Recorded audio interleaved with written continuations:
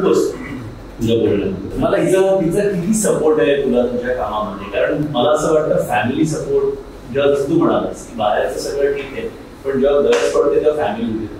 खरं सांगू का, तिच्यातला सगळ्यात मोठा गुण तिने मला ना आहे तसं ऍक्सेप्ट केलं. म्हणजे बाहेर खूप आपण छान इमेज तयार करतो, अरे हा शांत आहे, हा सगळ्यांना भेटतो, हा कुणाचा अपमान करत नाही, हे बरोबर आहे. काही अंशी त्याच्यामध्ये भीती असते की मी हे बाहेर असं वागलं तर माझ्याविषयी लोक काय म्हणतात. हा सगळा संयम घरी येऊन संपतो आणि आपण घरी चिडतो, घरी उलट बोलतो, घरी अपमान करतो.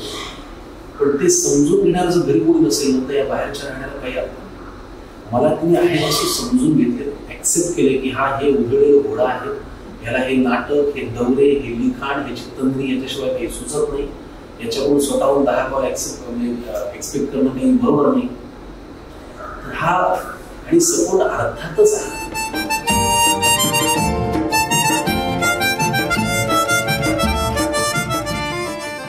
पण तुझ्या या सगळ्या यशामागे, तुझ्या या कारकिर्दीमागे तुझ्या फॅमिलीचा किती, तुझ्या बायकोचा, तुझ्या फॅमिलीचा किती सपोर्ट म्हणशील तू?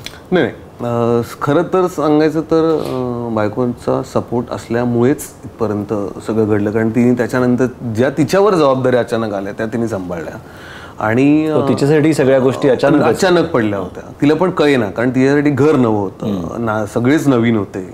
मला आठवते मुलगी जेव्हा जन्मली तेव्हा मी बाईकवर होतो, बायको हॉस्पिटलला होती आणि मला फोन आला होता की मुलगी झाली म्हणून.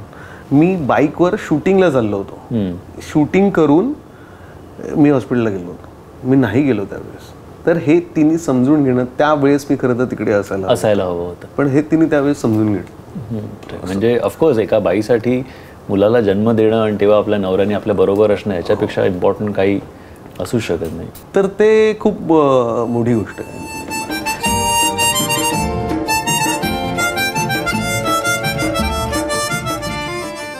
बायकोला मी फक्त म्हणजे ती जाऊ शकते असं एकटीने?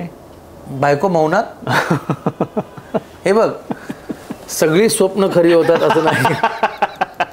वास्तवाशी तुम्ही, हे पण देवाची कृपा आहे की तुम्ही बाहेर तुम्ही काही असा, बाहेर तुम्हाला अरे सर, काही वेळेला लोक मला म्हणतात ना, तुमचं बोलणं ऐकलं दादा असं जगावं वाटतं. तर मला वाटतं की ते आपल्या ह्याचा पिक्चर आहे ना ट्रुमन शो, तसा जर माझ्या घरात कॅमेरा लावले तो शूट केला, सगळ्या प्रतिमा भंगन घरात ते त्यासाठी असतं आपल्या की ये बाळा आला जमिनीवर. ते घर म्हणजे आपलं लँडिंग असतं.